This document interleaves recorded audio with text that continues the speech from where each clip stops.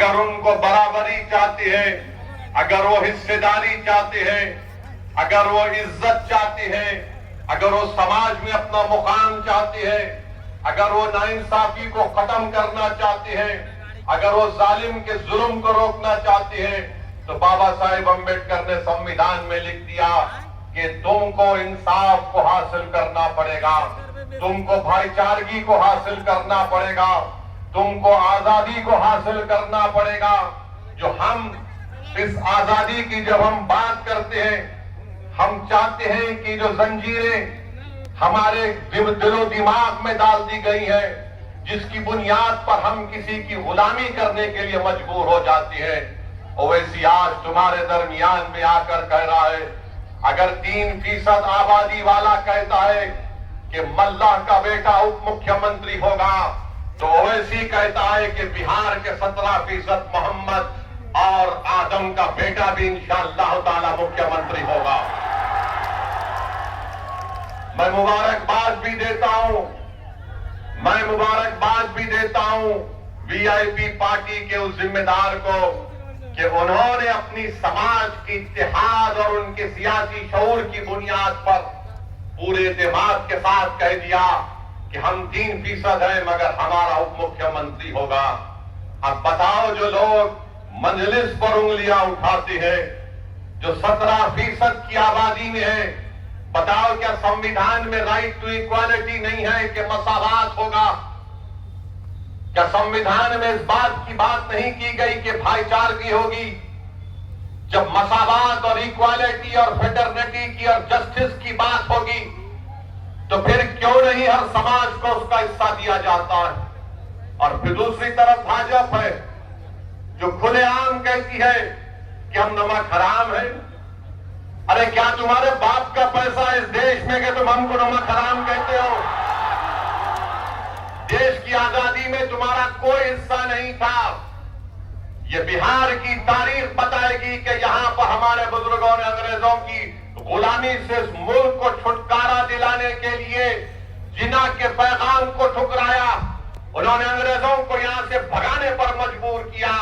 और जो जंग आजादी में हिस्सा नहीं लिए वो नमक की बात कर रहे हैं। अरे यही चंपारण बिहार की सरजमीन की, जब महात्मा गांधी के साथ नमक के नाम पर एजिटेशन हो रहा था, तो जो आज हमको नमक हराम कह रहे हैं, अरे तुम नमक हरामी कर रहे थे, नहीं थे अंग्रेजों की। ये देश सबका है, वोट किसी को मिलेगा नहीं मिलेगा, इसकी बुनियाद पर किसी पर उंगली नहीं उठाई जा सकती है। मेरे खिलाफ भी वोट दिया जाता है, यही तो लोकशाही है। मगर भाजपा नफरत को फैलाना चाहती है। और इनके पास कितना टिकट भाजपा ने फॉरवर्ड कास्ट को दिया? भाजपा ने करीब 50 लोगों को, फॉरवर्ड कास्ट के लोगों को अपना उम्मीदवार बनाया। ये क्या है बताओ आप? एनडीए में जेडीयू है, राजद का मामला एक है, देख लीजिए। 36%, 14%, 36%, जो 14% की आबादी उनको टिकट देते हैं और ओवैसी पर इल्जाम लगाती है। और आप बिहार में यहां पर सबसे बड़ी अक़लियत का पोजीशन क्या है बताइए आप? आपको जानकर तकलीफ होगी कि बिहार में जो गरीबी रेखा से जो मृत्यु दर जिसको हम कहती हैं, बल्कि सबसे ज्यादा मरने वाले 1000 लोगों में कोई है तो मुसलमान है बिहार में। ये मेरा डेटा नहीं है मेरे भाई, ये सरकार का डेटा है कि सबसे ज्यादा अगर 1000 लोगों का मृत्यु दर है तो मुसलमानों का है। गरीबी रेखा का जो दर है, जो गांव में मुस्लिम रहता है 50%, वो गरीबी रेखा के दर से नीचे है। जो शहर में रहता है वो करीब 44% है। क्यों तुमने इंसाफ नहीं किया बताओ? कितने अल्पसंख्यक समाज मुसलमानों के पास जमीन है जो इस पर वो जिरात कर सकता है, 1 एकड़ या 1 एकड़ के करीब 2 एकड़ के करीब है। ये इंसाफ है तुम्हारा?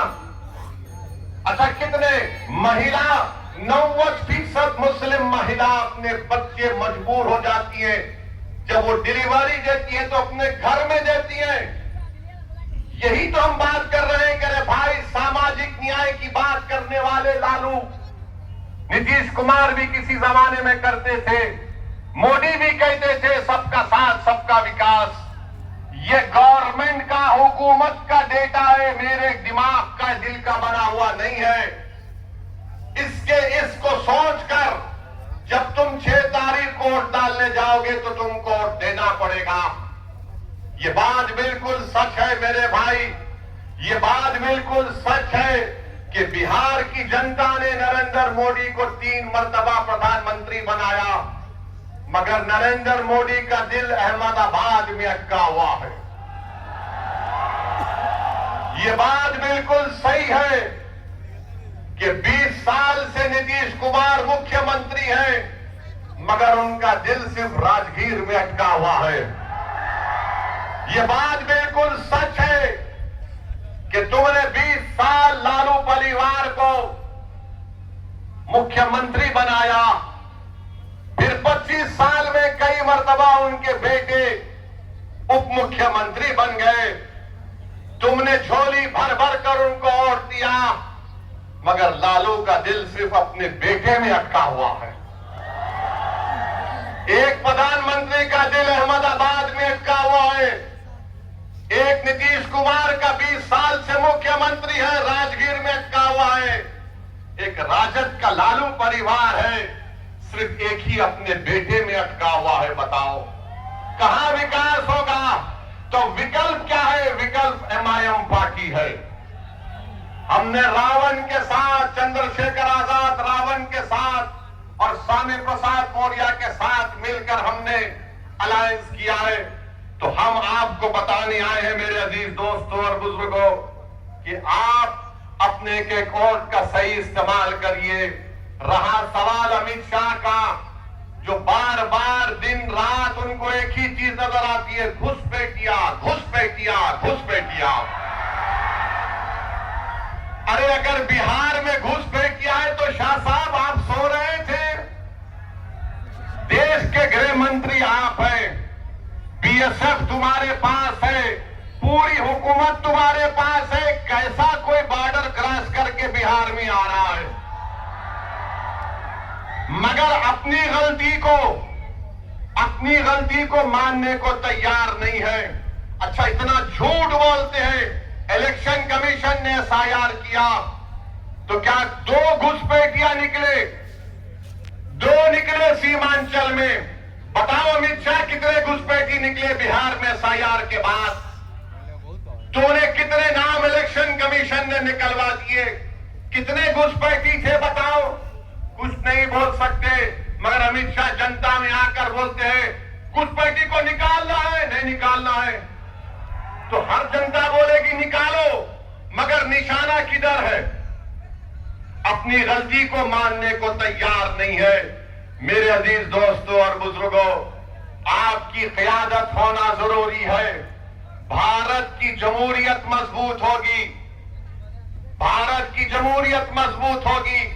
आप बताइए, 17% अल्पसंख्यक समाज मुसलमानों की आबादी है और कितने पूरे पार्टी टिकट देते हैं? क्या हाल बना के रख दिया आपने? सिर्फ हमसे वोट ले लेंगे और उसके बाद हमको लाचार और लावारिस करके छोड़ देंगे। तो मैं आपसे अपील करने आया हूं मेरे अजीज दोस्तों और बुजुर्गों, अगर हम इस मुल्क में जमहूरियत को मजबूत करना चाहते हैं तो 6 तारीख के दिन आपसे अपील कर रहे हैं कि आप एक नौजवान को यहां से अपना विधायक बनाकर भेजाइए। आप सब लोग पतंग साहब पर वोट देंगे।